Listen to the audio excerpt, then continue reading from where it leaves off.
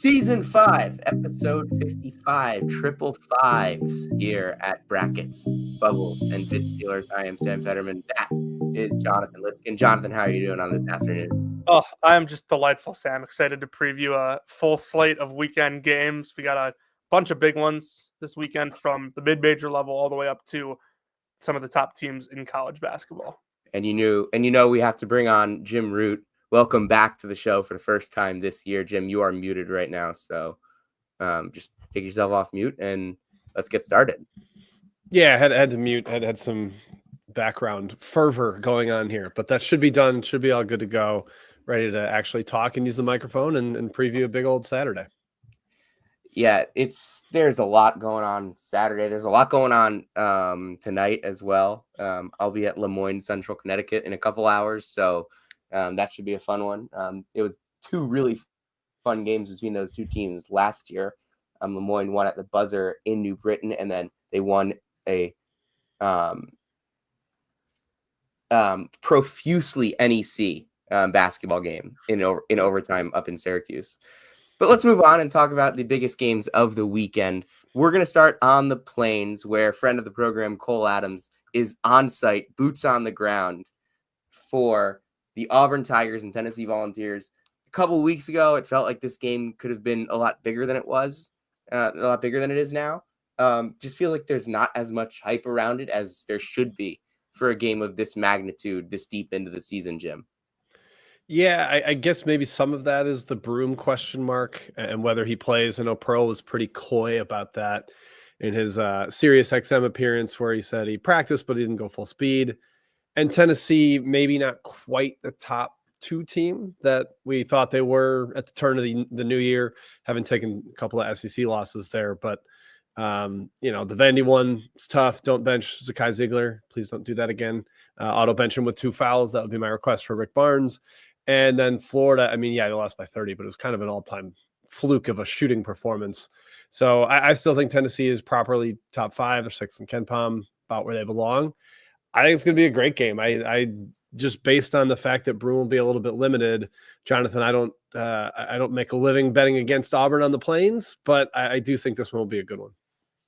It should be, Jonathan. Do you have any initial thoughts on the way that this game will play out? Yeah, I said on our show earlier this week that I thought Tennessee has way more of a chance than people were giving them.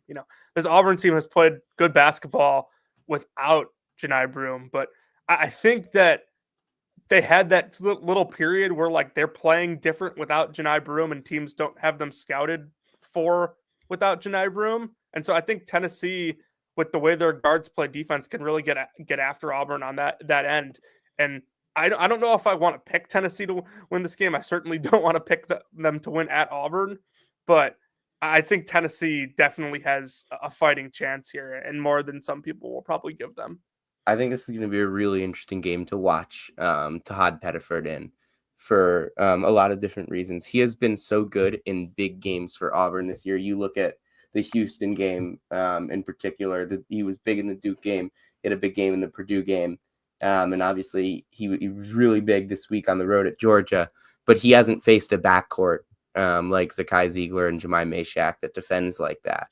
And I think that this is going – I don't know how Auburn is going to get him is going to get him looks against a backcourt that is going to do whatever it takes to take that away from him if, of course, Broom isn't playing. If Broom is playing, it's a little bit of a different story for how he'll defend Auburn. But if you look at the Todd Pettiford splits in SEC play, his usage rate is up to 32%. He has been so important for this offense when Janai Broom has not been able to go. So I do think that he's becoming a bigger focus on the scouting report, and I want to see how he reacts to that, because I feel like a lot of times his best games have kind of come when you're not really expecting him to have a big game, especially the Auburn game. So this is going to be an interesting challenge for him. And I want to see how Auburn's other guards can respond, how Denver Jones can respond. Obviously, JP Pegues has been a complete bust. If you told me at the beginning of the season that JP Pegues would be playing less than 20% of the minutes, out of the rotation, completely a non-factor. I would have thought Auburn would be mediocre. They are the number one team in the sport, arguably, and he has been a non-factor. It speaks to how good Pettiford has been for this team, but they need him to have not even a big performance, but a stable performance. And I mean, he's had a lot of those this year, but this is a different type of matchup. It's tough. There's nowhere to hide Chaz Lanier when you play Auburn. Pettiford's obviously a scoring threat. Miles Kelly's been one of the best shooters in the country. And then you add in Maker Mazzara being a playmaker and a scorer. Even Denver Jones can get downhill. It's tough because Tennessee, I think, like one thing I just always go back to with them is the three-man defensive trio with Ziegler on the ball, Meshack on whichever wing you want to stick him on, and then Akpara down low, cleaning things up at the rim. It's with Auburn, all five guys can score. Pretty much all five guys can play make when they're on the floor. It's not really Kelly's game, but you have to chase him around, so it's probably going to be Lanier's assignment. The Pettiford thing off the bench, he at least gives you the spark, the extra juice to the offense. But I mean, how much does the number one offense in the country really need from him? We'll see. It does feel like it'll be a little bit lower scoring. I don't think we're going to get the nuclear offensive performance from Auburn. Just Tennessee's too good defensively. And then it comes down to, does Tennessee make enough shots? Do they get stuff from Milicic? Does Lanier have one of his hot shooting games, or is he 1 for 9? A lot of the stuff kind of just hinges on that. Yeah, I was about to add, you probably just stick Lanier on the lowest usage guard, which is Miles Kelly, and hope for the best. And that's a tough thing to do if Auburn's gonna try and get him some shots from the outside, then Lanier's gonna have to run around with him. But I do look at Tennessee in this game and say, this is a type of game that I think if Tennessee grinds it out and makes shots, they are the type of team that wants to play slow, wants to limit the amount of possessions in this type of game on the defensive end, make life difficult for you over there. And they rebound really well. So if they can match Auburn's physicality, which not many teams are able to do in this game, then I think that that's kind of the formula. Obviously, making shots, but limiting possessions, getting offensive rebounds, and getting second chance points off of those offensive rebounds to make every possession valuable for Tennessee, because Tennessee's not winning this in track meet unless they go nuclear from 3. Yeah, no chance. The limiting possessions, I think, is a sharp call there. And maybe they'll have a little more success on the offensive glass without a full strength Broom or without Broom at all. Hudson was a pretty legitimate contributor against Georgia. Pearl sang his praises as, okay, we've got this break in case of emergency big guy who's actually been a contributor for Memphis and has kind of a decent pedigree. It's not a lot of teams can afford that, but you'd still want Broom out there. His per minute production is ridiculous. His length, he's 15th in the country or top 15 in the country in defensive rebound rate. Taking him out does give Tennessee a little bit more of an opportunity to thrive on the glass, and maybe they can have a bunch of 45-second possessions where late shot clock, miss, get it back, use the whole shot clock again, and just shorten the game.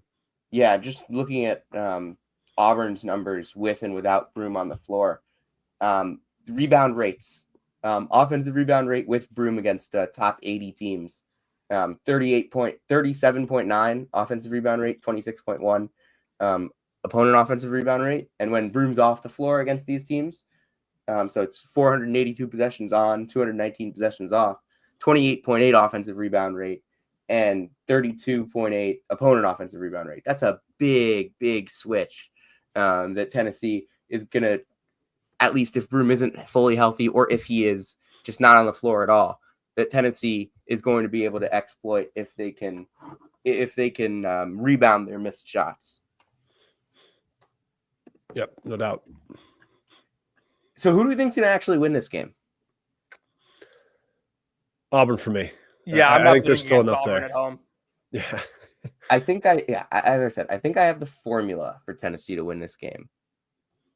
But what happens when Miles Kelly comes out and hits 3 threes in the first 3 possessions of the game, and the jungle's going absolutely berserk, and it's 9-2, and it's 16-4?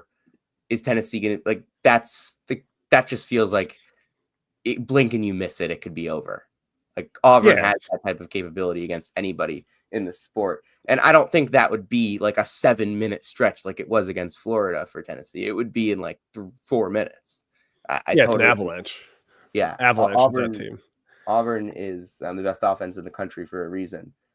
I think we're going to see that in this game. And I think Auburn does win. I think Auburn does jump out to like a double-digit lead in the first 10 minutes of this game. I think that they will have a big run to open it up, and Tennessee will claw, but I think Auburn's going to hold on at the end. Probably win by like 6 or 7.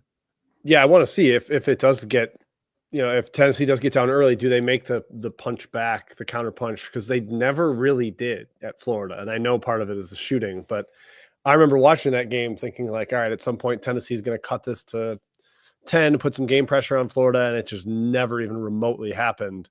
So I'd at least like to see them do that. Even if they don't win, I want to see like that counter punch from Tennessee, show that final life in a hostile environment. I think we saw that against Illinois.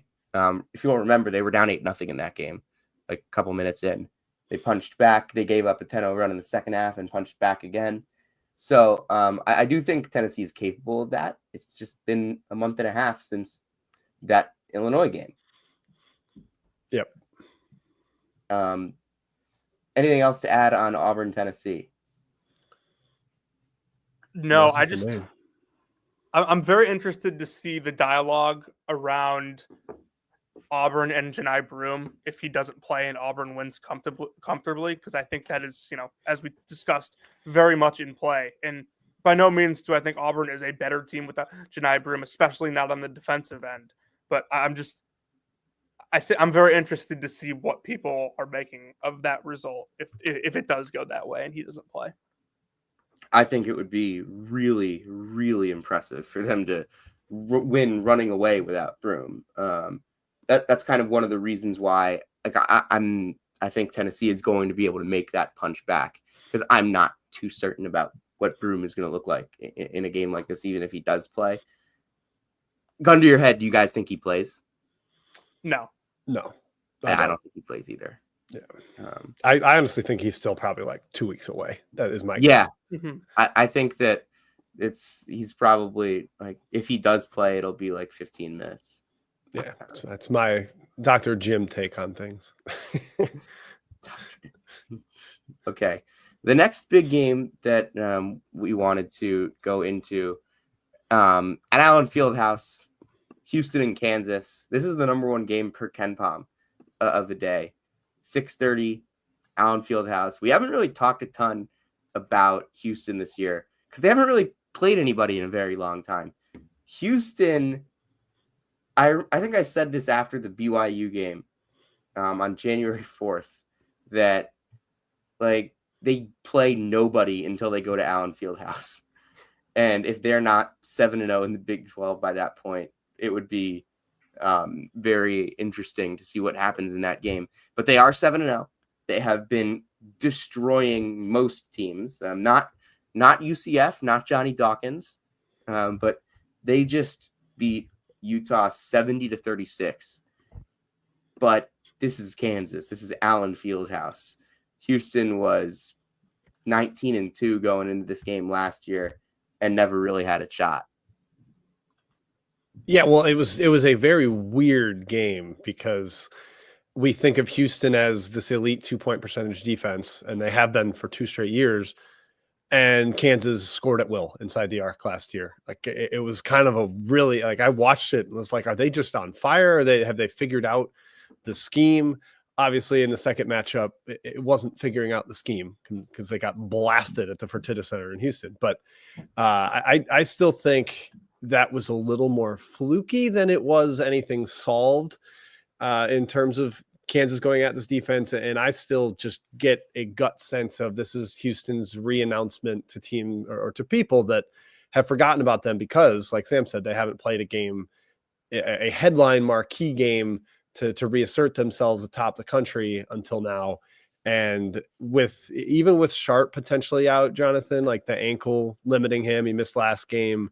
The defense is that good. I don't think Arsenault is some crazy downgrade. He's a better defender than Sharp is. Yeah. And Kansas offense just a little too limited for me. You can't play through the post against Houston because they're going to double, and Kansas doesn't shoot threes. So I think they can focus in that mid-range area, and it's going to be tough. Yeah, I think we talked about this after that game, and I don't remember like all of my X's and O's points from specific games, but this is a game that I very much do remember as Kansas's best skip pass game maybe ever. It felt like they were hitting every single skip pass. Furphy got a ton of got a bunch of shots from deep off of Dickinson, and Adams skips, and like that's still KJ's obviously he's hurt. Is he out for this game? Yeah, he's out for this game probably. So I mean, this was a big KJ game last year. KJ has not been very good this year. Dickinson has been very good this year at times. And I do think that they're going to look to him to make those skip passes once again. And like the formula is maybe kind of there for Kansas if they can hit those passes, but they couldn't do it at all in the second meeting last year against Houston. And you're right, it does feel like a re-announcement type game for Houston. Like if it's not going to happen now, like not that actually that's not the way to frame that. It hasn't happened yet this year that people have looked at Houston, like actually looked at Houston seriously, because they haven't played anybody. There's nobody on the schedule. There's no big win here that people have pointed to and say, all right, this is the Houston team that we're going to see in March. This is Houston's a national championship contender. Houston's this and that. And everyone knows that Houston is probably a national championship contender. They're third in KenPom, top 15 in offense, number 1 in defense. And they have arguably one of the top 3 coaches in college basketball. I think that these are probably 2 of the top 3 coaches in college basketball, depending on where we're at with Bill Self's roster construction right now. But we know how good Bill Self is in games like this. I don't feel comfortable picking against Kansas, but I feel like this has the vibes if Houston goes in and snatches their chain. I got a couple thoughts here. I think the game at Allen Fieldhouse last year was like a perfect combination of like Kansas just making every shot and also like they scouted them well. Like Kansas did do a really good job against the blitz, and with Harris throwing it over the top to Adams and him playmaking. But Adams was playmaking to wings that were better than the group of wings that Kansas has this year. And, this year it keeps happening where like Kansas like loses, like does something where like it kind of feels like, oh, this is like not normal Kansas. And, first it was losing at Mizzou, and then it was, people taking note of Iowa State not court storming when they beat them last week at home. Houston going into Allen Fieldhouse and winning feels like it could be another one of those things that just, makes it feel like Kansas isn't Kansas, so to speak. Jonathan, I think Houston wins. Jonathan, do you know what happens on Tuesday? Johnny Tuesday? Dawkins goes into Allen Fieldhouse. Oh, this is our chance. That's our chance. And he has Mikey Williams on his team, so if you put 2 and 2 together, Best of both worlds, or worse, depending on how you look at it. Has absolutely no idea what we're talking about. Hey, it sounds like a Johnny Dawkins love thing. I don't mind that. It's a podcast bit that we have here. But yeah, Kansas and Houston, 2 awesome programs. This should be a really fun game. And then tonight, the big game tonight, Michigan and Purdue at Mackey. Purdue just lost at Mackey to Ohio State. Is it like, can they really lose 2 games in a row at Mackey? No, I don't think so. I would be shocked. Last time it happened was in 2020, the team that went 16-15, and it wasn't back-to-back games. It was 11 days apart with 2 road games sandwiched in the middle. So I would be shocked if they lost back-to-back. And I think there's some decent matchup edges here for Purdue, with Michigan basically having to play drop when they have 2 7-footers on the floor. They're going to rotate. It's not like they're going to blitz with Golden or with Wolf. I mean, maybe you try to switch Wolf. I wouldn't, though. I don't expect it. And that opens things up for Braden Smith. That's where he thrives. I think that's what teams have been doing a lot to Purdue lately, because I tweeted it a couple days ago, but they're not getting as many threes up. It's been clear that teams are not trying or trying not to help as much. Plus, they're playing bigger lineups with First and rather than Heidi at the 4. But with First, I think it allows them to switch the 4-5 pick and roll a little bit with Kaufman running him.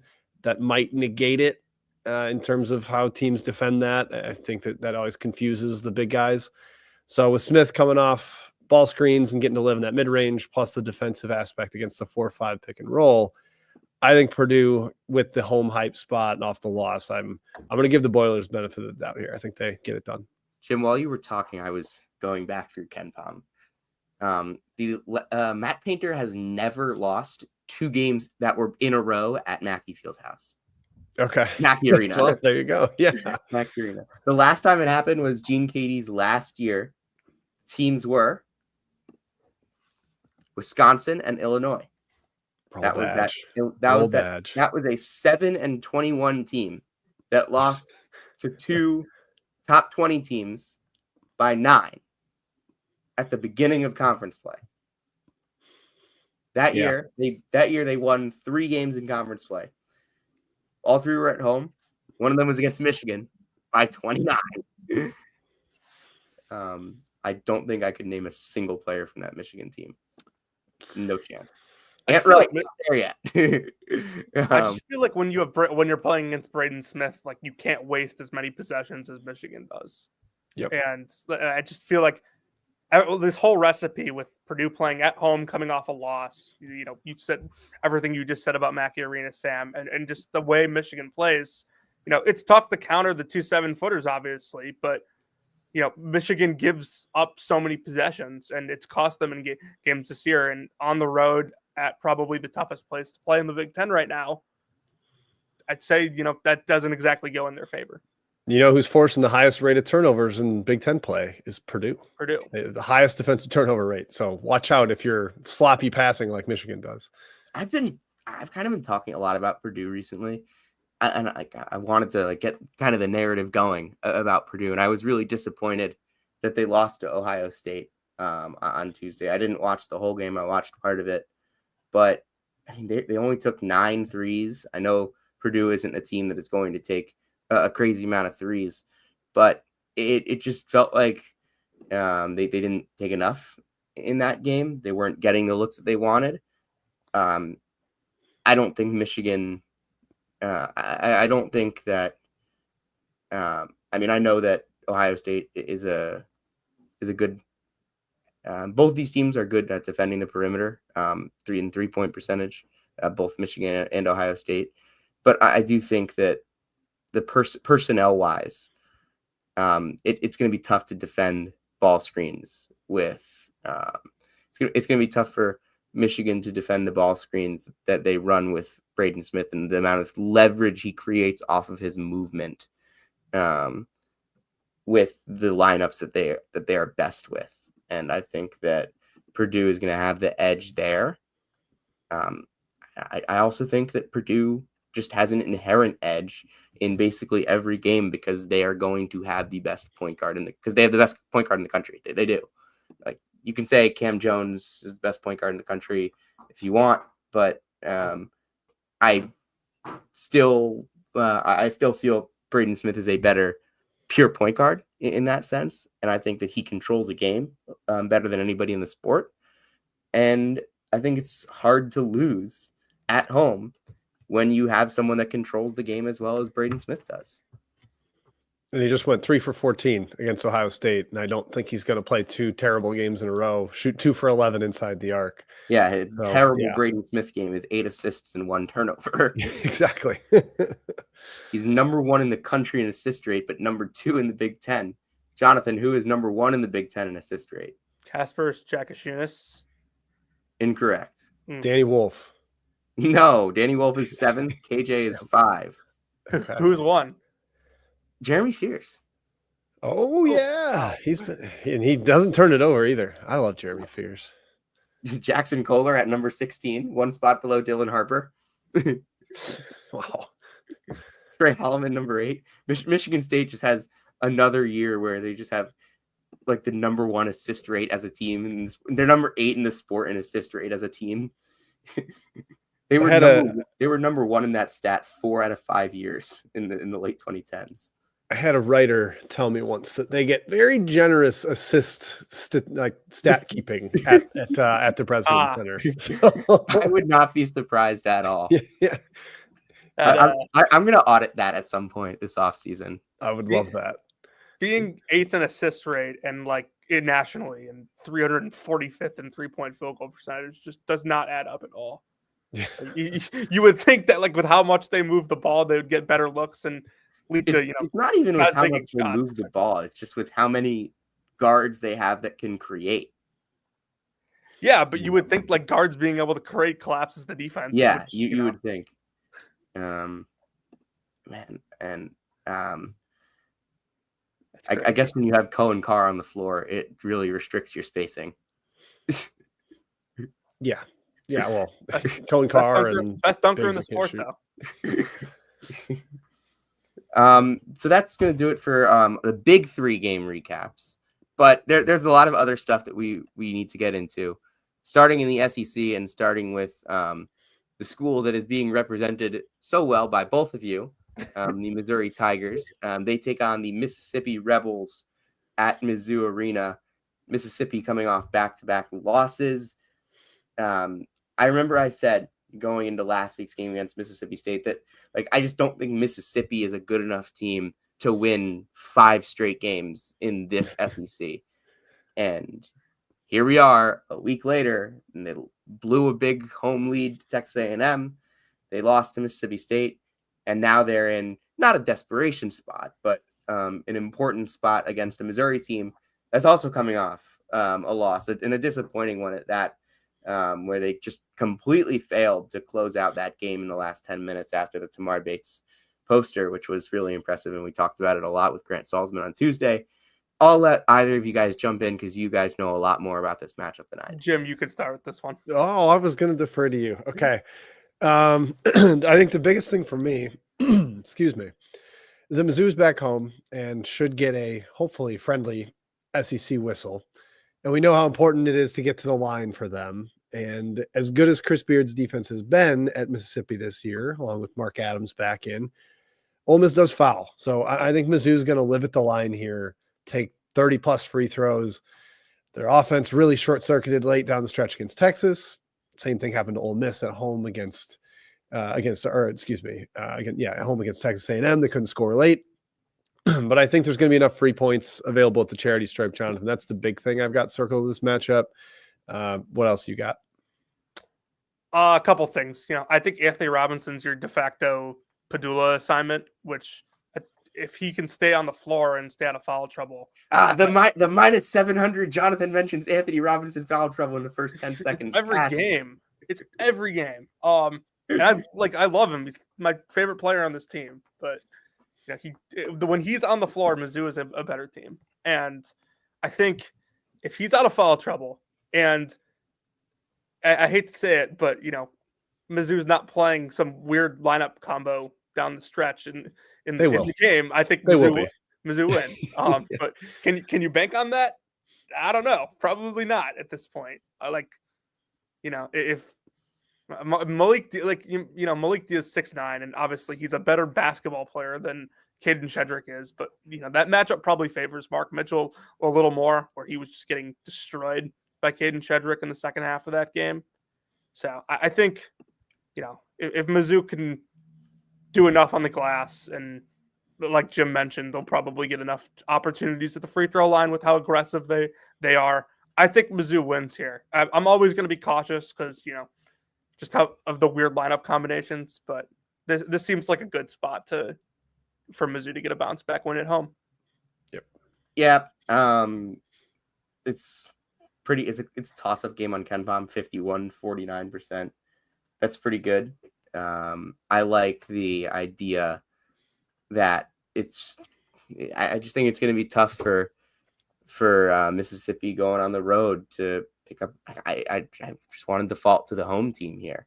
I think there are ways that Mississippi can win this game. I think there are ways that Mississippi can win basically every game that they're in because they have outside shooters. They have a bunch of dynamic scorers, and we know how good they are at forcing turnovers and limiting outside shots or forcing bad outside shots.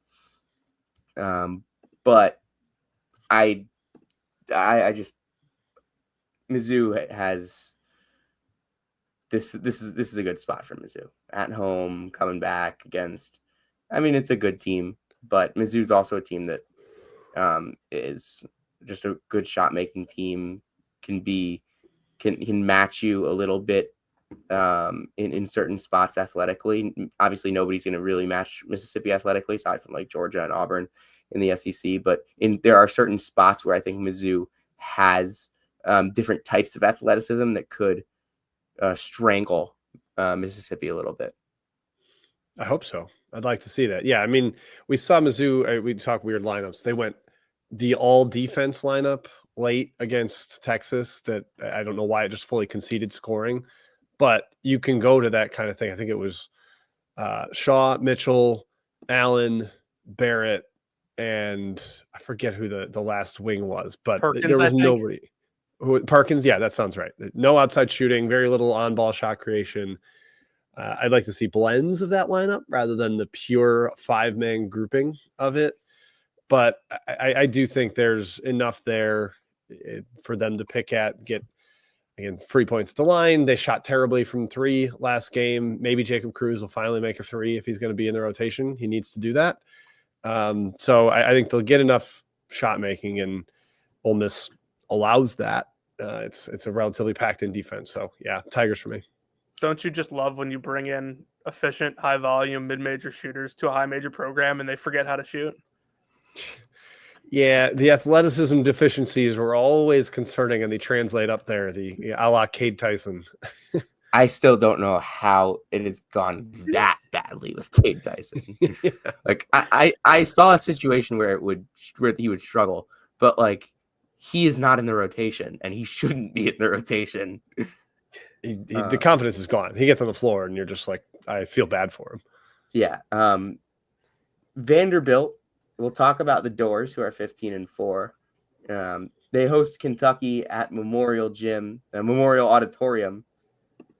Is there more Memorial magic on the way from a team that has been a surprise SEC team this year?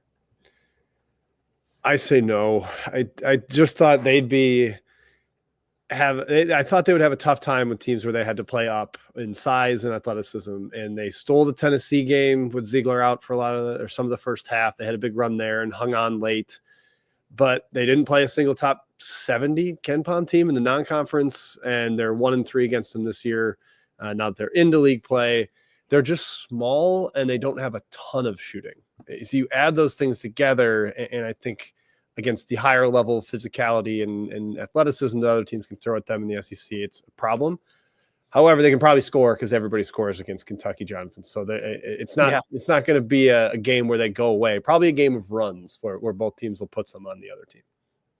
Yeah, no, I think Kentucky's going to get a ton of good looks from three in this game. Just, that's what Vandy seems to do on the defensive end, and it's just like two teams that are going to play fast. I don't think you want to necessarily play fast to beat this Kentucky team, and Vandy kind of needs to. Like that's what Jason Edwards and AJ Hoggard are made to do. I don't really like the matchup here. I think Kentucky wins. I'm interested to see what happens in this game on the glass. I think that if Vanderbilt can get a little bit on the glass, I don't think either of these teams are amazing rebounding teams. I think there's some good rebounders on both sides that can kind of change a game. And I think we saw how big rebounding was for Vanderbilt in that game against Tennessee. They won the rebound battle. They had 12 offensive boards. Carey had a big game. McLaughlin got a couple offensive boards. I think that if Vanderbilt can get offensive boards, they will be able to get second chance points, because I think I don't know if there's a stat that measures it, but I feel like Kentucky hasn't been awesome on second chance defense this year. And I think that Vanderbilt does have some shooters that they can go to in those spots. Edwards is one of my favorite players, and nickel. And if you can find those guys off of kickouts, you can stay in games. But it's Kentucky. They are the best offense in the SEC during conference play. They shoot the ball incredibly well. I think Kentucky's going to win this game. Although I will say, the one thing about Kentucky that I find interesting, we talked so much about their defense last year. That defense was 6th in the SEC during conference play.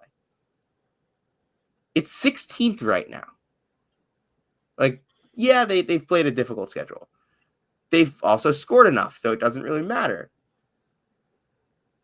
But my eyebrows are absolutely like a little more than raised here, because Kentucky was what were they in defense? Kentucky was 30th in defense the morning of December 14th. They were 30th in defense the morning of December 14th. That's a 50 spot drop in a month and a half. Yeah, teams are shooting 60% inside the arc against them. And you mentioned it. I do think you have to give the schedule caveat, because the Texas A&M front line, the Georgia front line, the Florida front line, like those are really good front courts. And then they've also played Mississippi State and Alabama, 2 top 25 KenPom teams. So they have not had the respite of the home game versus South Carolina or the LSU game that a lot of teams get right against. And Vandy's not really built to beat you up inside their 6'7" front court. But if Kentucky doesn't put it together any sort of resistance here, then I'm like really hitting the alarm bells, because this is the one where they've got the matchup where the 2-point defense needs to at least start to look better. Let's go down to the fix the aura. Who cares about defense? Let's go down to the Lone Star State. Let's go down to Austin. Already the second meeting between Texas and Texas A&M. It feels like these games should be happening later in the year with this rivalry. I guess Texas gets the Oklahoma game at the end of the year. And Texas A&M gets LSU at the end of the year, like they did in football for so many years. But A&M coming off a big-time road comeback at Mississippi. That was really impressive, how they just fought and clawed back in that game. Felt like it was it really felt like Mississippi was just in complete control, and then Texas A&M steals it at the very end. And now a Texas team that is 2-4 in the SEC, that neither Jonathan or I think is very good at all or well coached for what it's worth. Texas A&M, I think this is I mean, Texas A&M already destroyed Texas once. I think there's a chance they can do it again in Austin. Totally agree. I think everything they did in the first game is sustainable. They got double-digit offensive rebounds. They shot 66% inside the arc. I mean, they won by 20, and they shot 2 of 19 from 3. Not a good shooting team by any means. You don't expect them to go nuts from deep, but shooting 30% instead of 10 would certainly be a fair expectation. But they didn't turn the ball over. Texas did a little bit. I just think the paint's going to continue to be dominated by A&M here. The glass continue to be dominated, getting second chances, winning the extras as Buzz does. And yeah, I'm not impressed with Texas either. It's shot making or bust with them. They need Mark and Johnson to throw in, and Pope to throw in really, really tough stuff. And I don't think you get that against the athleticism of A&M. Texas has been really bad, like just scoring the ball in conference play and shooting the ball. Like they do not seem to scale up well. They take terrible shots. It's awful. Like their shot is terrible. They're like they're like a pretty good 3-point shooting team, and like don't shoot threes at all. It's very bizarre. It's almost like Rodney Terry doesn't know his team's strengths, which wouldn't surprise me, to be perfectly honest. But yeah, I don't think Texas is a very well coached team, and I think A&M beats them again. The offensive heat map is ugly. It is a lot of mid range. There's not a lot of blank on here. 346th in rim and three rate per shot quality. Yeah, they just don't take those shots. It's mid range, and like I guess with that roster, like it kind of makes sense. Like that roster is kind of built on shot making. But why are we building rosters on shot making with Texas's budget, with Texas's resources? I didn't really get this roster in the preseason. I still don't know why there was so much top 25 hype about Texas this offseason. Beats me. I didn't like the roster either. I had them like 37, and I felt like that was too high. They're 39 right now in KenPom. I think I remember ranking like 4 straight SEC teams at one point from like 35 to 38. And like there was a point this year where the SEC was like 34 to 40. Every team was an SEC team. And yeah, it's wild. They're like good, or they're still not that good, not top 25 good. And Kaluma's playing amazing. Like I thought he would be somewhat of a net negative at times, and he's been great, and they're still not that good. Yeah, I think A&M. I don't know if I buy A&M as like a top 15 Final Four contender type. No. Because I don't like, it's more that I just don't think they can win 4 games in a row against tough teams in March. But on any given day, like they're going to give you hell. Like nobody wants to play Texas A&M. It's like awful. You don't want to see Texas A&M in your quad, but I think you're fine if they're in your region. I like that. You hope somebody else takes care of that mega hustle squad. Yeah. I just, it just doesn't totally surprise me going back to Texas that like Julian Larry and Jason Kent haven't really carved out legitimate roles here. Like those guys were tailor-made for what Josh Hurts did. And Rodney Terry is like the anti. Rodney Terry is the anti-Josh Hurts. Let's move on and talk about a really fun I feel like this is just going to be really fun to watch schematically. The Florida offense against the Georgia defense, because Georgia, everything that they do physically, they are maybe the most they're maybe the most athletic team that is not like in the top 5 in the sport.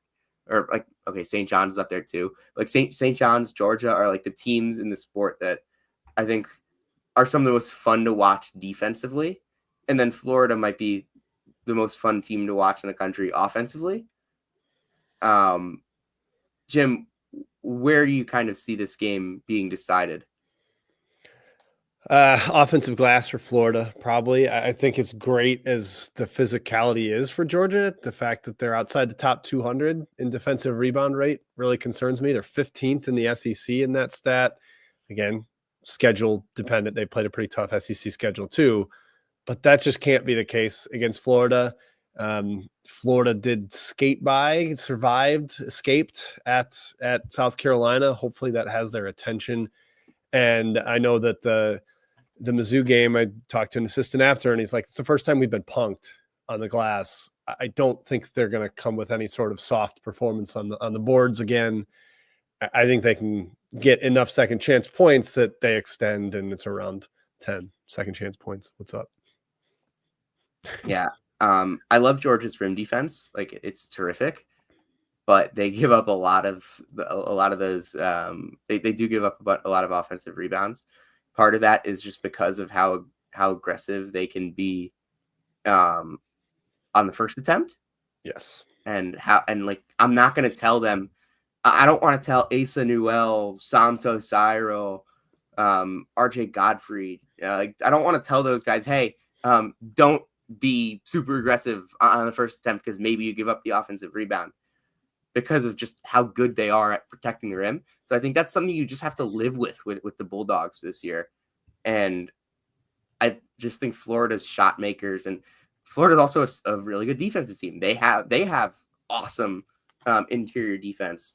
Ruben Chinyelu doesn't get talked about enough, and this has been the case for well over a year now, of how good he is. Alex Condon, the same way.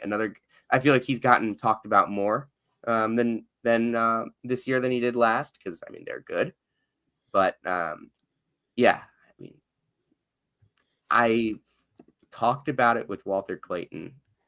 I remember watching him as a freshman at Iona and thinking, if this is how good he is at scoring right now, how good can he be when he's a senior? And he's an All-American. He's not just an All-American, he's an All-American point guard. He was a jolt of energy, incredibly gifted scoring combo guard when I first saw him. He's an All-American point guard right now. And I just don't think Georgia... I don't know if Georgia's guards can defend this backcourt. And I think Georgia's got good size in the backcourt for guards, but I don't think they're as good defensively as skill-wise as the front court is. And I do think I do want to see. I mean, Deshane Montgomery hasn't been very good in the last couple games. I think that the best Georgia team is one where Deshane Montgomery is making a really big impact. I just don't know if that's in him right now. I know after missing the first part of the season, it could be a little more difficult. And that could just be the Mac man in me talking. But I do think that the best Georgia team is one where he is going to be able to make a big impact. Yeah, I don't have a ton to add here. I think Florida is a balanced enough offensive team that the rim defense for Georgia won't make a huge difference. And this is just another major coaching mismatch as well. All right, moving on to the Big 12, talking just a little bit of a room check right now. These are two teams on interesting paths right now. BYU and Cincinnati, they meet tomorrow. I believe the game is in Provo. BYU 12-6, 3-4 in the Big 12, coming off a road win at Colorado, but did also just lose to Utah. Cincinnati is 2-5. They were number 8 in KenPom at one point this year.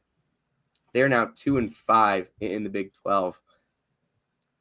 Where are we on both of these teams right now? Do we think they're tournament caliber teams? Do we think that they are just trending way down? Is this game a potential get right and like put a nice solid win on the resume and you have a chance to, because neither of these teams have a Big 12 win against a top 50 opponent. This would be the first for both of them.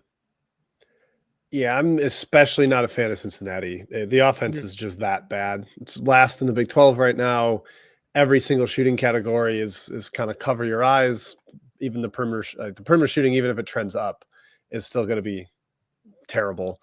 Last year, Cincinnati started Big 12 play by winning in Provo. That was one of the more shocking results of the season, I think. Just the way Mark Pope's team had protected home court through the non-con, the way they continue to do so in league play. So maybe you get the BYU veterans not wanting to take another L on their home court to Cincinnati. But I think at least BYU starting to figure things out a little bit with Demon back in there. Him missing time was tough, especially in the tough part of the schedule that they were in, and then getting into Big 12 play. I trust BYU more than Cincinnati, mostly because I think the Bearcats are going to miss the tournament at this point. They just can't score. Right at this current moment, I feel like I'm just out on BYU. Like if they don't get do you know what Igor Demon is averaging in Big 12 play? He's averaging 7.7 points on 34% from the field. Yeah, it's his passing is like the only thing really doing anything. And then Cannon Catchings is averaging 4.9 points in 15 minutes a game. He got benched in 2 games, I think, this year. I think those two are the ceiling, the swing pieces for the ceiling for this BYU team. And we're not seeing anything from either of them right now. So until those two get back on track, I am out on BYU as a potential NCAA tournament team. I think I'm closer to where Jim is here. I mean, I'm not like super high on either of these teams right now, nor do I have a tremendous amount of hope for either teams. But I think BYU is definitely closer to getting to where they want to be than Cincinnati is right now. Like Cincinnati is dead Oh, yeah, last Cincinnati's in the bad. Big 12 in offense, dead last at 3-point percentage. You know, they're 12th in 2-point percentage. They don't offensive rebound. It's just they don't get to the line. It's just like, what do they go to right now on the offensive end? I do like think that there's a real shot that Demon figures it out, and at least like BYU has some like basics already in place. They're a good rebounding team. They have enough shooters already. It's their problems seem way more fixable than Cincinnati. I think BYU takes this game just because like it's on their home floor. It's across the country for Cincinnati, but and I am concerned about Cincinnati, but I did want to kind of just say where I was on BYU. I just think that's kind of important. If Cincinnati can't win at Utah either, though, then like we really like. I think I heard people that there was like on the search season space, people were trying to bring up like, oh, what happens if like it keeps getting worse for Cincinnati, and like they want to look at what they should do with Wes Miller. A couple weeks ago, a couple weeks ago, he had the UNC job. Yeah. I mean, this is because they beat Xavier, and then like the next week, UNC was down like 15 to UCLA, and I think he had the UNC job at that moment, according to Twitter. Yeah, so that's kind of where we are on these teams. Iowa State at Arizona State. Arizona State, like, just I feel like I didn't give them credit. I don't know when it was Tuesday. I didn't give them any credit for this, but like, damn impressive road win at West Virginia on Tuesday. Hold West Virginia to 57 points. I know that's not a terrific offensive team, but and this is without Sannon. This is without. I mean, we know how good of a scorer Sannon is. Sannon's been out for a while now. Arizona State had to play Trevor Best in this game, who practiced 6 times. He enrolled at the semester, and he practiced 6 times. They had to play him for 3 minutes in this game. The Real app saw that he was number 12 and thought he was Jose Perez. No. It would have been Jose Perez's 7th year of college basketball. Yeah, I did not want to hear about Jose Perez getting on here. Good after the first he couple. took 0 shots, so that's how we know it's not Jose Perez. It was a $3 trillion for what it's worth for Trevor Best, but at least it wasn't worse than that for a guy who's practiced 6 times. For a guy that I'd never heard of before that game happened. Jaden Quaintance is unbelievably gifted defensively. Just shout out ASU for that win. Now please lie down and get your ass kicked ceremonially by Iowa State. I think they will. I hate to do like the spot type of thing and then not be fully real matchup based here, but you get West Virginia off a massive emotional top 3 win at home against Iowa State, and then they play Arizona State. Doesn't have to travel across the country since they were coming from Cincinnati. I thought it set up really well for Arizona State there, and credit to them for taking advantage. You have to go out and win the game. They frustrated Javon Small into arguably his worst game of the year, 0 for 8 from 3. But I think the back down to earth performance is coming here. Iowa State runs circles around them. Yeah, I think this is one where Iowa State wins big as well. They took the loss after Kansas. The spot was bad. Wasn't like completely unexpected. Road game against the root canal type team. It wasn't completely unexpected, and now Iowa State has just been sort of pummeling these lower tier Big 12 teams all last like the year. Big 12 has a lot of like those root canal type teams this year. Like Cincinnati is going to be a tough team to play against because their defense. West Virginia is a very root canal team, and then there was one other. Arizona State, I feel like, is just difficult to play against because they play tough. They're athletic. They're not Kansas is a high level root canal team. Houston is like the Houston canal. Houston is the 96 Bulls of the West Virginia archetype. Just a lot of that type of stuff. I had that sounded better in my head when like someone said, when someone says like he's the Michael Jordan of Larry Nance's. Yes, I think someone said that about Tatum last year. It's always Tatum that they make those jokes about, and they're always awesome. They're always hilarious. But yeah, Baylor. Taman Lipsey is the leader that this team needs, Jonathan. Yeah, no, how about that? He's the closest thing this sport has to Desmond Ritter. Yeah. Jeez, what a time that was. Yeah. All right, what a time that was. And he then Baylor, mountain trip. The mountain trip. The mountain trip is now a Big 12 trip. It is now a trip that Big 12 teams have to take. That is what is implied when it becomes a Big 12 trip. I am talking in circles. Let's not. It's not even like the full mountain trip. It's just the Utah trip now. Well, you could. Some teams. I mean, if Colorado's in there, of course, BYU, Colorado. It's a mountain trip. Baylor got a win against an unserious basketball team on Wednesday. And we're losing for a while. Yeah. Baylor was in real trouble at losing 3 in a row. They needed that win. They got it. This is a big swing for Baylor. We're going to learn a lot about them right before a stretch where they have Kansas and then Texas Tech. I feel like we know what Baylor is, though. The Bears are who we thought they were. Will we be letting them off the hook? We'll figure that out. A lot of quotability on this podcast. A lot of quotability. I'm calling Baylor fake. I'm calling Baylor fake sharp until they prove me otherwise. I've called them that the entire year. Yeah, I think though the one thing I will say, I think VJ Edgecombe may have begun to take that step to being a more consistent offensive player, and got to the line 12 times against Kansas State. He's started to hit his outside shots a little bit more as well, and that could be a differentiating factor to get this offense from pretty good to the level that it needs to be to avoid being a fake sharp. And we know how good Omir's been this year. Rob Wright has been remarkable, but has not scored quite as much recently. Jim, I'll let you talk about your favorite player in college basketball history, Rob Wright. I love Rob Wright. I love my undersized point guards that aren't at risk of going pro because they're too small to play in the NBA at this stage. That's why I love Shellstad too.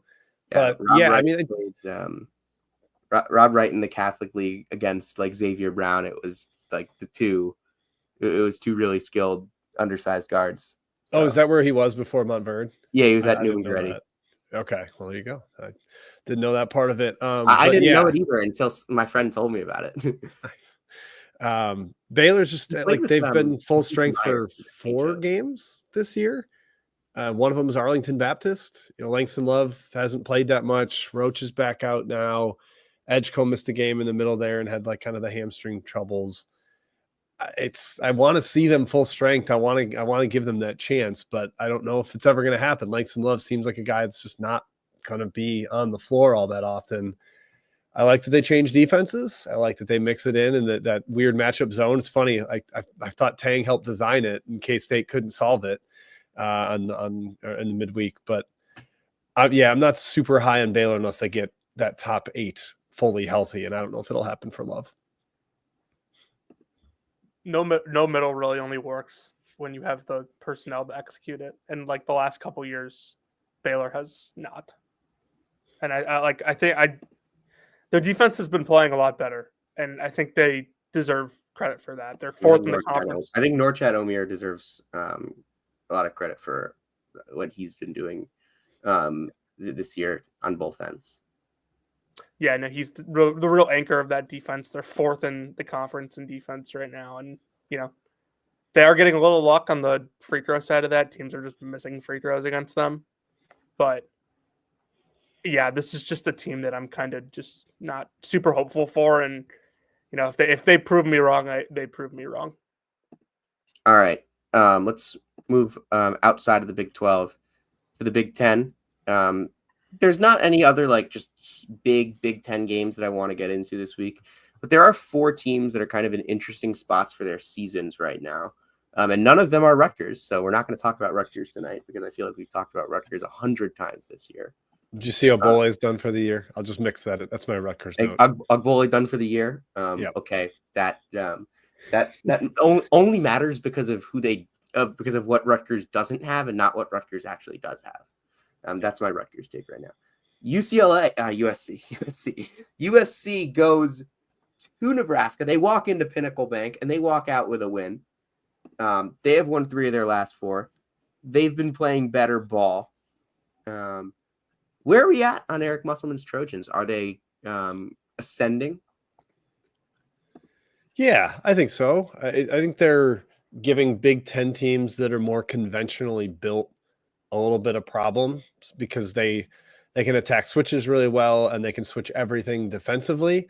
It was especially effective against Illinois without Yakuchonis, but I think the vision that Musselman had and pretty much has always had of the positionless play through bigger wings, let those guys attack and find the smaller defenders or the slower defenders. It's working. They don't have a ton of shooting. It's basically Abo, and that's about it. Maybe Claude slops one in every once in a while. But there's enough of it, like playing them as a zag in the Big Ten versus, you're used to zigging against teams with a bunch of bigs. And that, I think, is a big enough advantage for them in league play that they're going to continue to win some games. Jonathan, do you remember during last summer how excited we were for Wesley Yates at Washington? Yeah. I feel so vindicated right now. I had him as like good. a top 10, top 15 recruit last year. Missed the whole season. Kind of slow-ish to open the year. In his last 6 games, he's averaging 17 points, 3 rebounds, 2 assists, shooting 59% from the field. He has been a key factor for USC's success. But, I mean, you didn't mention it. Musselman just has these bigger wings, these bigger guys that can attack. And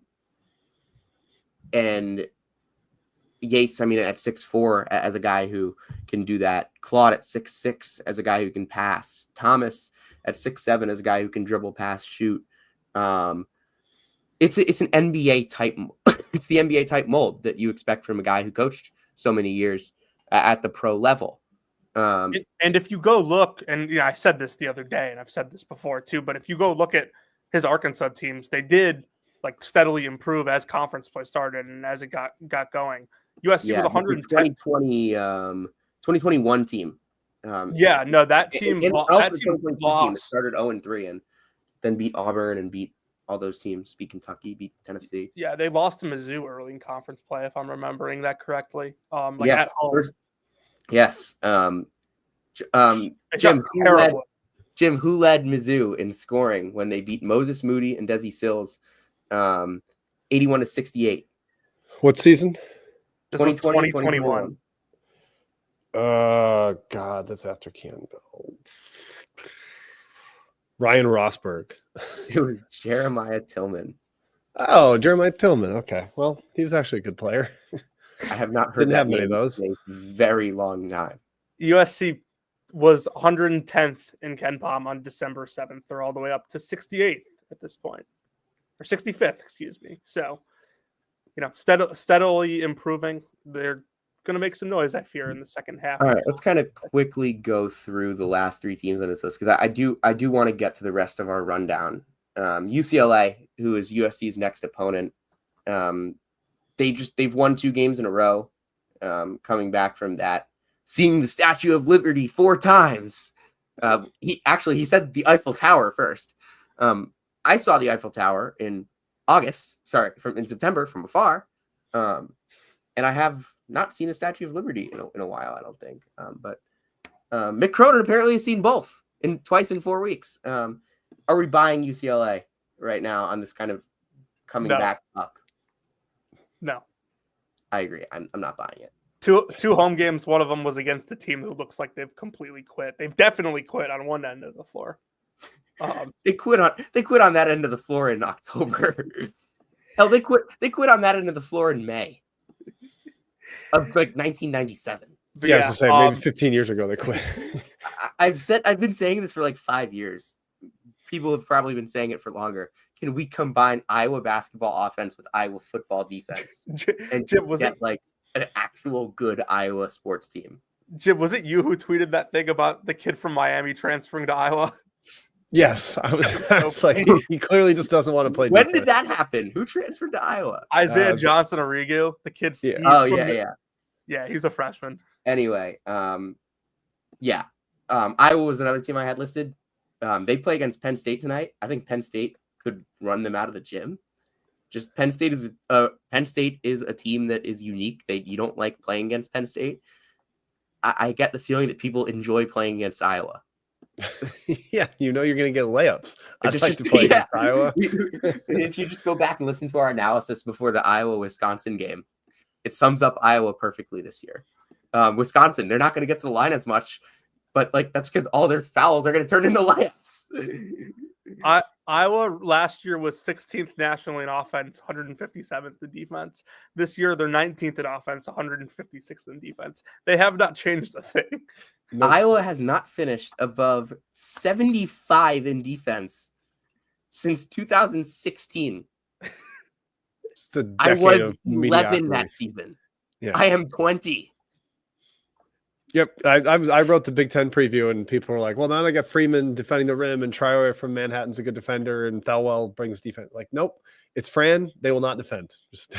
I bought into it, and I should be shamed for it. Freeman hasn't been that great defensively, anyway. No. All right, let's move on to the Big East. Villanova and Marquette tonight at the Fiserv Forum. Villanova with Eric Dixon, and it felt like they were really starting to turn a corner. And then I remember saying after the UConn game, I'll get back to you in a couple days on them. And 3 losses out of 4.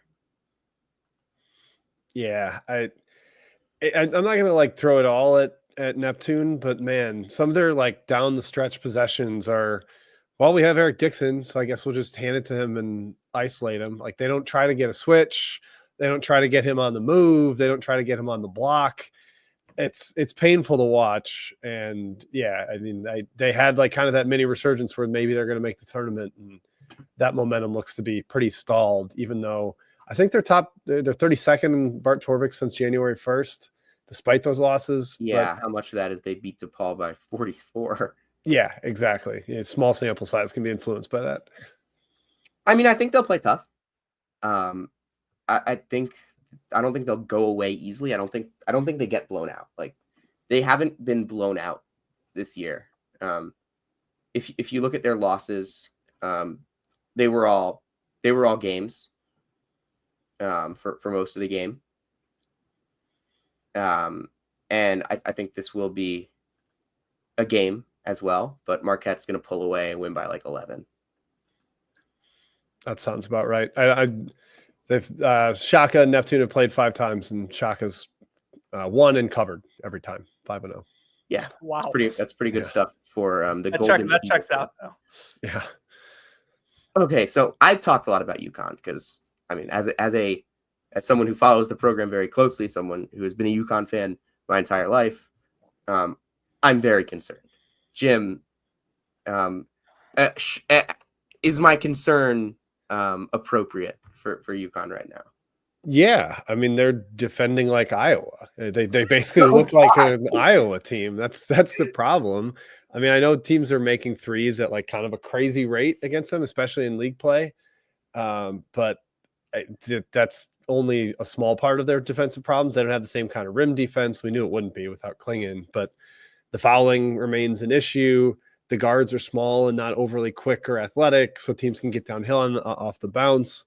So then you got to rely on scoring, and without McNeely, you're missing this big-time offensive weapon who is really starting to assert himself as a stud. And then you're just like, okay, I guess our offense is Hassan Diarra. That's what we're going to lean on, and he's been honestly better than I expected. He's been But awesome. Hassan's been awesome this year.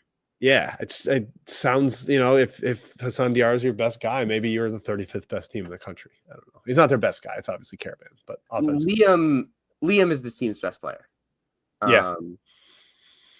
I think that if you told me that in the offseason, I would have been concerned. And the concern is real. It kind of means that like Caravan didn't take the leap that we were hoping. He's been good, Alex, but there have been games where it's just felt like he hasn't been able to assert himself. What's Caravan better at this year than he was last year? Defense, rim, protecting the rim. He's been really good. Fair. He was. I thought he was a weirdly good shot blocker last year, but yeah, it's even. He was a good shot blocker. It's just that he's had to do it more this year, and that's a good point. Become and like his it was a lot of on ball shot blocking last year. He's like jump gotten shots. really good. He's gotten much better at. He might have been like the best on ball shot blocker in the country last year. He blocked so many threes. I'd be like, wait a second. I thought this guy's gotten a lot better. I think at off ball shot blocking. But like solo ball is like a complete turnstile. Olay, yes. Like I saw someone say like he's the worst defender I've ever seen at UConn the other day. I'm like, maybe pump the brakes on that. But like this just doesn't feel like a Dan Hurley team. They don't feel like they don't feel like they can assert themselves physically the way that Dan Hurley teams always have. It feels like he's trying to outburst his way into inspiring his team to play that way. And I've been saying that all year long. And like, look, when things are going well, Dan Hurley is going to be awesome. When they're not, I'm still. I don't like for what it's worth. I don't care. Like I don't care about the Hurley thing. Like I think it's an overblown story. If you could hear the way that every coach talked to officials, this probably, I mean, he's still one of the craziest, but I think that every coach gets angry with the officials. And I do want to move on because we're running low on time here. But Jonathan, if you have anything like very quickly on UConn. Yeah, I was just going to say that like I was still holding out hope because, UConn has the best coach in the country and their best player has been. Hey, he knows it. Huh? He knows it. Yeah, and he knows it. But like, Liam McNeely's defensive splits are truly remarkable for how bad this team is. But I just don't know how much he can cover up for at this point. Like he's not this elite rim protector that completely changes how you play defense when he's in there. He's just a good defender. And all right. Yeah. I know we said we wanted to go a little deeper into this. But we're running low on time, and I want to get to the mid-major stuff. But Ed Cooley comes back to Providence tomorrow for the second time since leaving. And he's only a 1-point underdog, according to KenPom. It feels like these programs they've done the little Uno reverse card. It feels like Providence is not in a good spot as a program right now. It feels like Georgetown is in a trending up spot. I know that they just lost 4 in a row, but they were really competitive against really good teams in those games, most of them. The Marquette game in particular, the St. John's game too. What would it mean if Ed Cooley were to go out there and get this win? And do you think they can just quickly on this? Yeah, I think they win. Georgetown's a different team with Sorber out there. I completely throw the DePaul game out because he changes them from a team with kind of a sieve defensive unit and not much to play through offensively, and he can be a fulcrum inside on both ends. And yeah, you mentioned it with Providence. I just don't feel good. No warm and fuzzies when I watch Providence. The offense is not smooth, never has been under English, and the defense is nowhere near what we thought it would be. Outside the top 100, that's the biggest concern for me with Providence. Thomas Sorber has like a 27-point defense swing on offense. It feels like it's more than it's that. It's insane. Just moving on, ACC. There's one ACC game of note, and Duke is so it's a typical week. Duke's a 13. 13-point favorite in it. Does Wake have any chance to pull off another big home win? No, I think this is where it runs out. I don't know how they score, even without Malik Brown. Wake's offense has been sputtering, even in this like winning streak, and it's been against a soft schedule. They still can't really shoot. Salas ISOs aren't going to feed the family here, so I think Duke like suffocates them and keeps this low scoring, but still wins by 10. Jonathan, anything quick to add on that before I? Yeah, I'm a little worried because I'm just a little worried because Wake gets up for Duke. They did it last year, and obviously, that Duke team not nearly as good as this one, but I just can't shake the feeling that Wake's going to find a way to hit 10 threes in this game, and we'll have a ball game. Remember, Kyle Filipowski suffered a career-ending injury and then came back 2 weeks. He did, yeah, he did. I'm trying to check if this would be the first time Wake Forest hits 10 threes in a game this year. I'm trying to find that quick. Wake Forest, yeah, they hit 12 against West Carolina and 10 against Detroit. Bravo. Okay. Two teams that are sub 330 in Ken Bottom. Syracuse and Pitt. We've talked a lot about Syracuse this year. I have talked a lot about Syracuse this year. But I want to give the floor to Jim here because you're tired of hearing my voice and Jonathan's voice about the Orange. Well, I'm not going to say anything warm and fuzzy and exciting. Nor do we. I don't. Yeah. Okay. Good. Fair. Yeah. I just don't get a good vibe watching them. There's not a lot of effort defensively. I felt that way really strongly last year, and then this year I feel it the same. It's tough for Autry to get a 5-star recruit like Freeman because he amps up expectations, but he's not quite like built to contribute right away. Like Sorber's clearly a better freshman despite ranking 30 spots below him in basically every recruiting ranking. Starling is at least a little bit more efficient, but it feels a little my turn, your turn on offense. They take some questionable shots, and like they're not doing well in an ACC that's bad all around. Like it's down, and they're a big part of that downness. I don't think Autry's the answer. I don't know how quick you can move on from Jim Boeheim's handpicked choice, but yeah, it feels like they're kind of stuck and might end up having like a lame duck year next year. Like if you compare them to Syracuse men and Syracuse women last year were the 4 seed in the ACC. Syracuse men, I believe, were the 6 seed. This year, there's a legit chance that both of them miss the ACC tournament. Women 1-7. Yeah, I mean, if you compare Syracuse, again, that's a story for another time. That was kind of a little bit more expected. If you compare Syracuse to Villanova, Villanova, you had Neptune. Team was really hurt his first year and kind of got a pass because of it. Second year, team had some expectations, fell short of it. Team wasn't probably as bad as like they were made out to be at the end of the year, but still not a great team. And then this year, it's basically if he doesn't get things going and they don't make the tournament, he's going to be done. And Autry's only in year 2. I get the first year, not really all his guys, even though he was on staff, but this has just gone completely backwards. At least Neptune last year had things trending in the right direction in increments.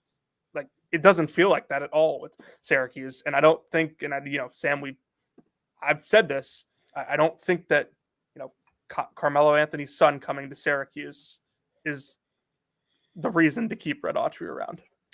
All right, moving on. Just some mid-major games this weekend before we let Jim go and do a Valley update to close us out. Cornell, Princeton. Unfortunately, I will not be attending the return fixture of this one because it was moved to a MAC day. But this should be a really fun game tomorrow at Jadwin. I'm not certain. Cornell did just lose to Brown. I was at that game. It was a wild game. Incredibly fun. Princeton has kind of left it late and relied on the fact that we have Xavier Lee and you don't, kind of. I don't know if you can do that against a team that plays the way Cornell does. Yeah, there's so much more depth on Cornell. And in my head, I was thinking how much can Princeton juggle fire until they drop something and the house burns down or they get cooked a little bit, singed on the hands.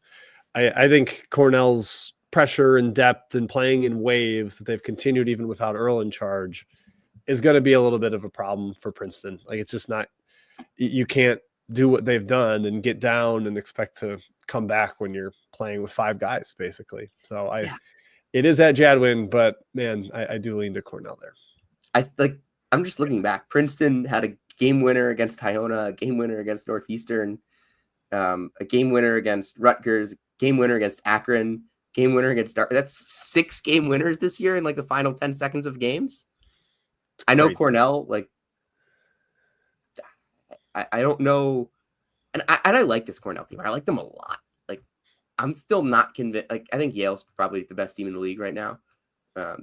They've mopped Brown, they mopped Dartmouth, but like Cornell can really give you trouble. And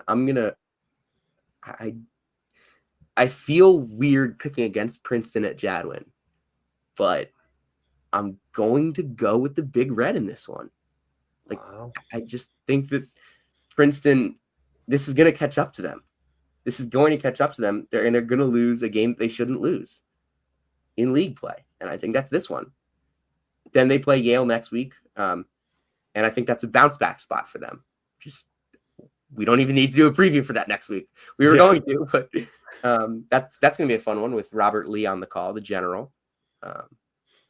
But that's kind of where I'm at with Cornell Princeton right now. There's like 7 Chicagoland guys in this game, John. Dude, I'm excited. Three key impact players in this game from the Central Suburban League South. Next up, huge game in the single A MAC, the MAC that doesn't matter. Akron and Miami, Ohio. Wow. Both undefeated, both 6-0. Shout out Travis Steele.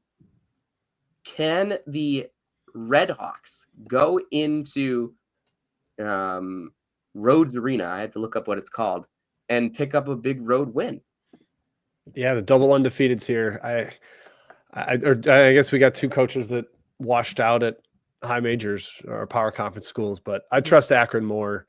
Miami, I like watching them way more than I expected to. I bet on them a couple times early in the season. It was like, man, I love Elmer. I love Kraft. I love Suter. They're fun to watch. They kind of complement each other pretty well. But Akron just feels like they're a little bit head and shoulders above, and they're at home. So I'm going to go with Akron. I feel like Miami is like they're a year away. I know they're 14-4, 6-0, but like so many of these guys have another year or are sophomores that I know they're not going to be able to bring them all back. But like this is like if you saw this team like 7 years ago, you would note them down as like they're going to win the MAC next year. Yeah. Akron has they're not the most experienced team, but they are a bunch of juniors and seniors and guys that played at JUCOs and I think that they will have enough. I saw them in person. I was not impressed because I saw them. I got there, they were up 11 and they blew it. But they're well coached. They have the guys that it takes to get the job done. I do think it is interesting, just the size mismatch in this game, especially when Potter's on the floor. This is a small Akron team that I think they play a lot of 6'1", 6'2", 6'3", 6'3" lineups. 5'11", 6'2", 6'3", 6'3" lineups. I wonder if that's a potential area that Miami can exploit. And yeah, you kind of hit it. I love Elmer. I love Scooter. But this is one of those like the UMass Lowell Vermont type of games where it's just like one team has traditionally just been on another level from the other team, and it's like a mental block type game, as you would call it. Yeah, would you call it like the program win for Vermont after that was what you said? Yeah. Like, yep, it just feels that way. This is a program win for Akron, in my opinion. Charleston and Elon it feels like another type of like program type game here. It's at Elon. Elon's favored. Elon got Simpkins back. A couple weeks ago, actually, really. I didn't realize that happened a couple weeks ago. I thought that just happened like recently. But yeah, I didn't expect them to get him back. I watched the film of the injury. It looked bad. But they have so much athleticism And I still don't know how they don't force more turnovers, because they go into some stuff where they can get a ton of deflections, but they do just really make life difficult for you. What do you think of this matchup, Charleston and Elon? Yeah, I don't know what Charleston's deal is. They're not playing all that well of late. Like their last 5 or so games have not been very sharp. And no Dewok Tavares matters. He's been big for them as a shot creator. He missed last game. I don't know exactly what his status is for tomorrow, if he'll be back or not. But yeah, full strength Elon. I'm a fan. I was just perusing the zone numbers the other day, and Elon's 8th in the country in zone usage, 42% of the time. Yeah, because they have a 7'4" guy they Yep, put in the middle. I saw Elon in person. They went to a 1-2-2 press, and they got a bunch of deflections, and then they went away from it. And then both teams were in 2-3 for like the whole game, because it was Maine and Elon, and it was fun. And Maine won. But yeah, keep going. Yeah, well, and it's they play that zone because, like you said, they want to keep the 7'4" guy around the bucket. Even when he's not in, Sam Sherry's, you got a 6'11" guy that, how many CAA teams have that versatility up front and can go that way. And with the Simpkins brothers back out there together, it's kind of that additive effect when they play together. I actually think Elon steals this, although Charleston off a home loss, so you expect a pretty wired performance. But if Tavares isn't back, then it's Elon for me. Yeah, I would agree if Tavares isn't back. And I also just think like Elon in games where Nick don't like. I don't know if they can go out there and beat top teams if Nick Dorn doesn't shoot the ball well. Maybe that changes with both Simpkins healthy. But I just look at tough teams that they've played. Like the William and Mary game he was 1 for 9, and they kind of got taken out in that game. I just don't know how much. I'm very interested to see how Nick Dorn's evolution throughout the season goes, because he's such a great shooter for them. But I think I would lean Charleston, just like program win type thing. I know it's a different coach, but like it's Chris Mack. Like it's not some slouch. Yeah. But yeah, it'll be tough without Tavares. And just tough stretch coming up for Elon in general. They've got to play 3 home games, but they're against Charleston, Hofstra, and Northeastern. 3 teams that play really interestingly in different ways. Hofstra has been unbelievable defensively this year.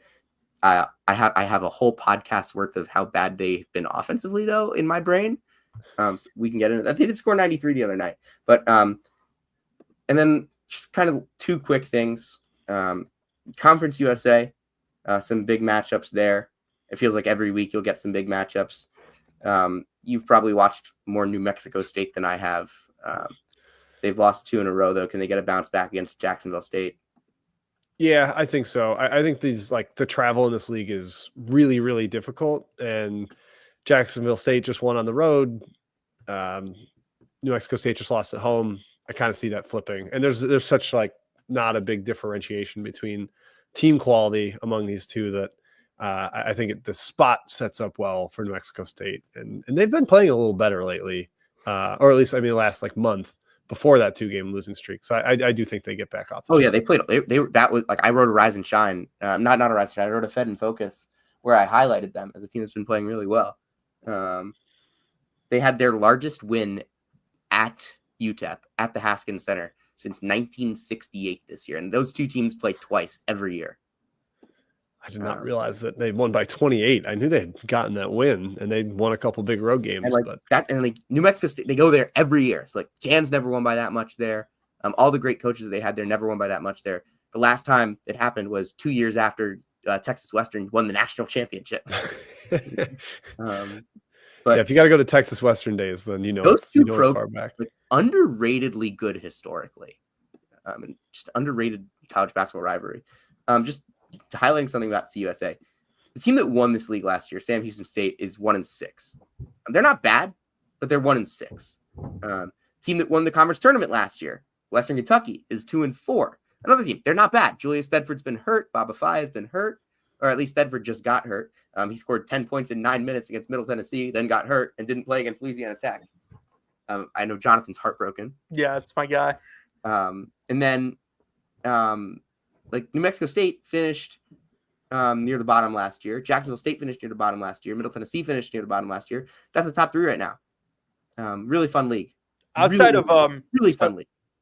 Ever since Isaiah Enan got hurt for Liberty, outside of FIU, who's pretty dreadful, like all these teams like are the same.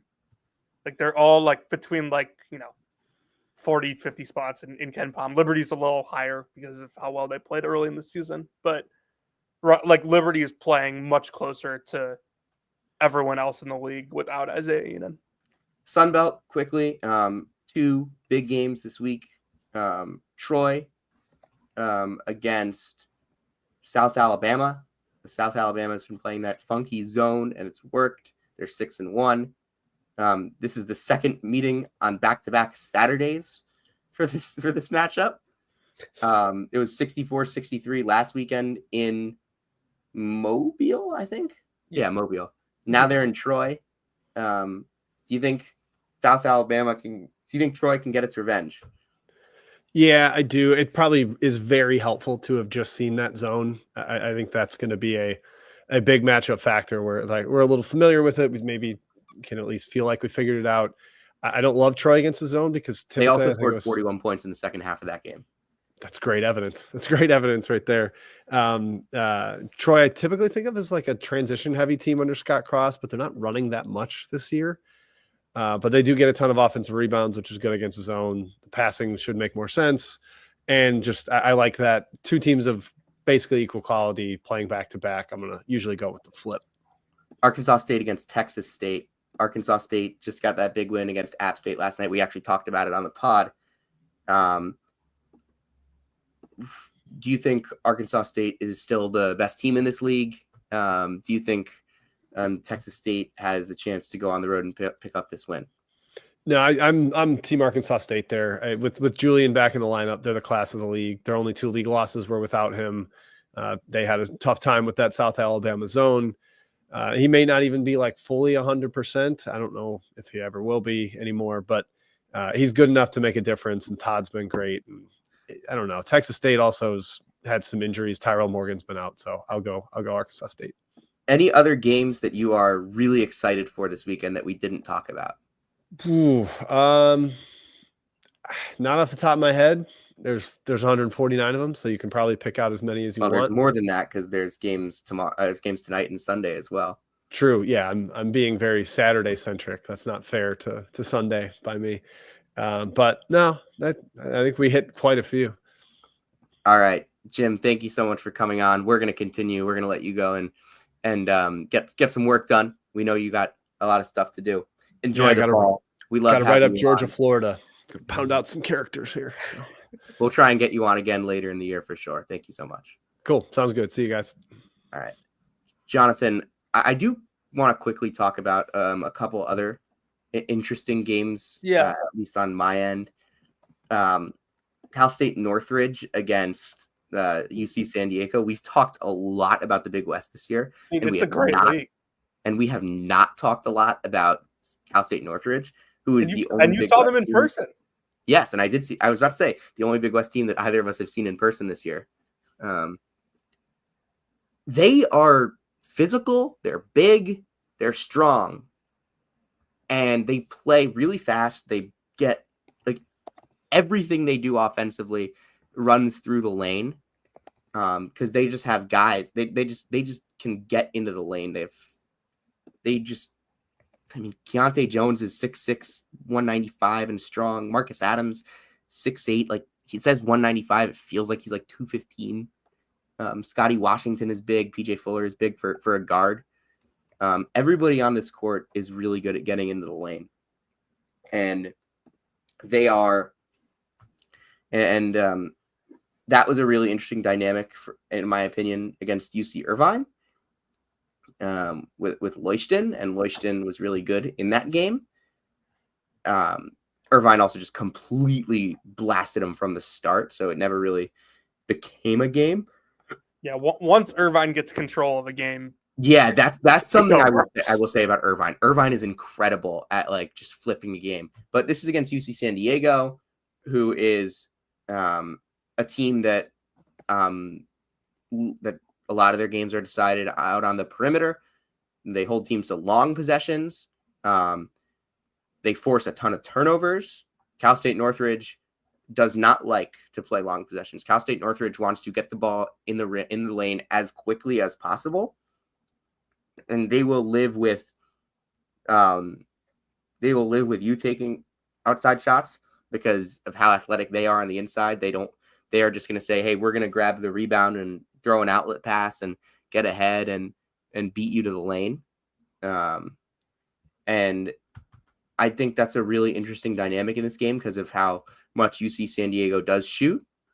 And they're not the greatest rebounding team, but I think UC San Diego's got difference makers, scorers. Yeah, I'm with you on that. I feel it just feels like UC San Diego's, more established players are, more together at this stage in the season. And it's a home game. Correct. You've got NEC ball tonight. LIU has its Western Pennsylvania road trip this week. 4 of their next 5 games are on the road. And they are 6-0. They are favored in all but one game for the rest of the season. LIU went 6-8 last year. If they win tonight, they will blast past their NEC win total last year. LIU, if you'll remember, was a great program before Rod Strickland got the job. Derek Kellogg never went under 500 there. Jack Perry won 20 games twice there. Jim Ferry did a good job there. So LIU has been towards the top of the NEC for much of my memory, but last 2 years were not very good. No. 2 years ago especially, they won one Division I game all year. Now feels like they play with an identity on the defensive end. And like Jamal Fuller has been a huge difference maker shooting the ball. Shad Lasu has been really good rebounding the ball, and Malachi Davis creates everything. Malachi Davis and Terrence Brown are the front runners for NEC Player of the Year right now. Yeah, you said it to me the other day. Gerald Gillian, Assistant Coach of the Year nationally. All right. They play St. Francis tonight. St. Francis is 2-4. They lost in double overtime to Wagner.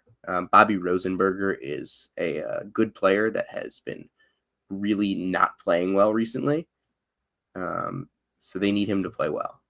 I'm just scrolling down through KenPom right now, noticing you talked about Stanford because I feel like you watch that Chattanooga game, right? Yeah, I watched a lot of it, and I saw a lot of the same things that I think you saw when you went to see Samford earlier this season. And I did think Colin Holloway was going to be like an all-conference player. He's been good. He has not been that good. No, he has not. It's actually been Jaden Brownell who's been the unbelievable, by the way. 18 points the other night, despite only he doesn't play a whole Nobody time. does. He only plays about half the game for them. But yes, I think the storyline for me coming out of that is not only did Samford go on the road and beat a Chattanooga team who was pretty good relative to that conference, in my opinion, but you have a coach in Bucky McMillan who we've talked about it. He's been in Birmingham his entire life, and he's he was on hot boards last year for moving up and jumping to a bigger job, and I think his name should probably be in those discussions again, whether he wants to leave or not. I think whether he wants to leave Samford or not, is irrelevant. He has deserved his name being in those conversations for, the open ACC jobs and even, American jobs if they are open. Do people know, like, do we know if Bucky McMillan was like is it like known like which hospital in Birmingham he was born in? Um, Because like I'm I sure feel like that's that's I not feel like that's something that somebody would put in like the lead of an article about a lead of a profile about him right. because like he's been in Birmingham his whole life. Mhm. It's unbelievable. We have another mid-major league that we didn't discuss, by the way. Which one? We have a question about it. Oh, one win away from being on a win streak. I did want to kind of talk a little bit about the MAC, and I put it on the rundown originally, and then I took it off. There's 3 teams that are clearly better than everyone else: Merrimack, Quinnipiac, and Marist. Those 3 teams, the only loss outside of the top 3 for those teams is Marist losing to Ryder last Saturday night, and that was a really weird game for Marist. Just weird type of result. They bounced back, beat Niagara in overtime. But Merrimack held St. Peter's to 37 yesterday. That was a crazy game. 48-37. It was 24-7 St. Peter's with 6 minutes left in the first half, I think, or something like that. It was 24-7 with 7 minutes left in the first half. And at halftime, it was 27-24 St. Peter's. It was and then like Siena won against Mount last night. Brendan Coyle hit 7 threes in 6.5 minutes in the second half. It was nuts. Siena has had a couple offensive explosions. And Michael DeRosa, Sacred Heart, a big offensive performance yesterday for your Sacred Heart Pioneers, who are number 1 in the MAC in offensive rating during conference play, because they have scored 192 points in 2 games against Canisius. Makai Connor had 16 assists. Jonathan, do you know what it's time for? Oh, I didn't even answer the question.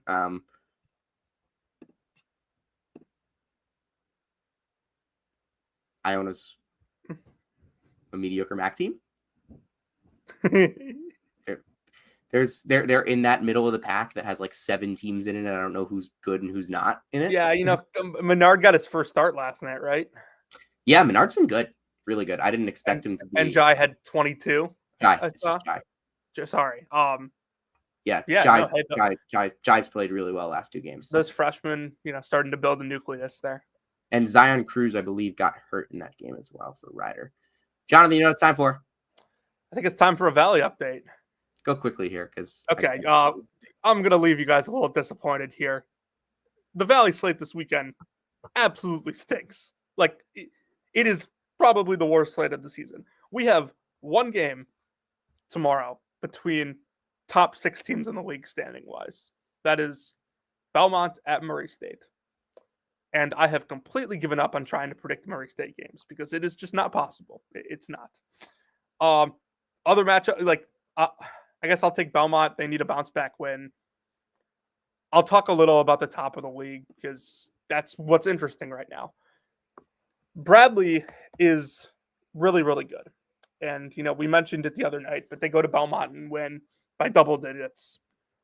They're just, playing at such a high level right now. And that's because of their depth that we talked about early in the season. They got 19 points out of Christian Davis the other night.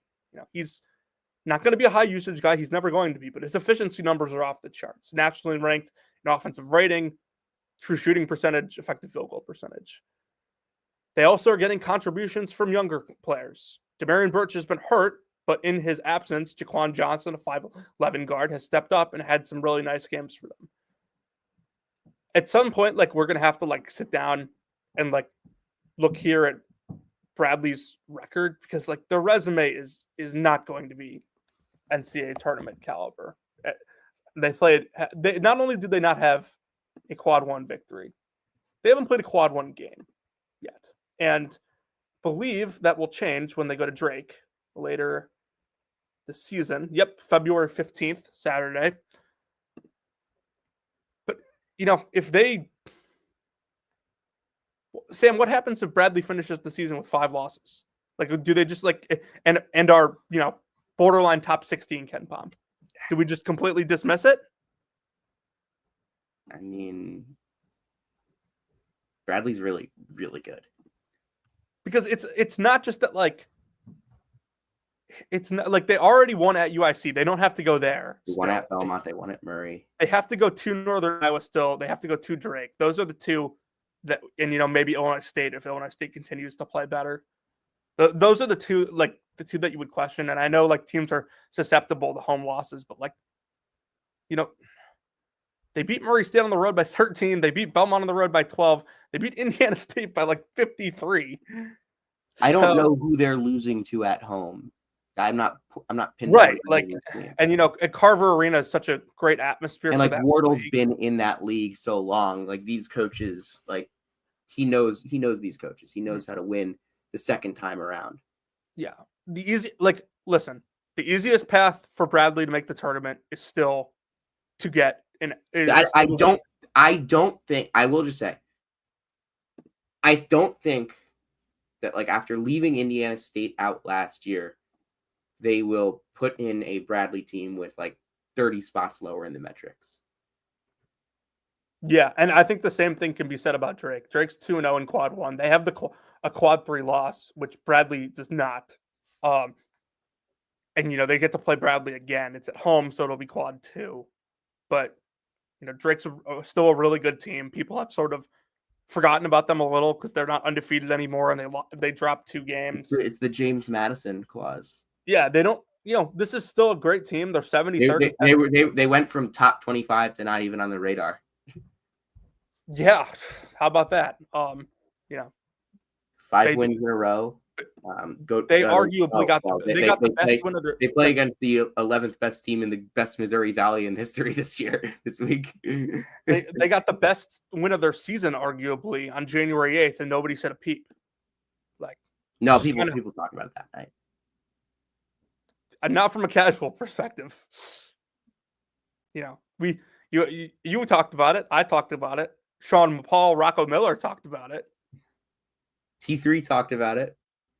T3 sure did talk about it, but the casuals are not talking about it. Is that it for your I don't think I got to mention it on the pod last night, but it's so funny how we talked about all these ASUN teams last night, and people wanted to rank the 7th best team in the league. Just kind of quickly,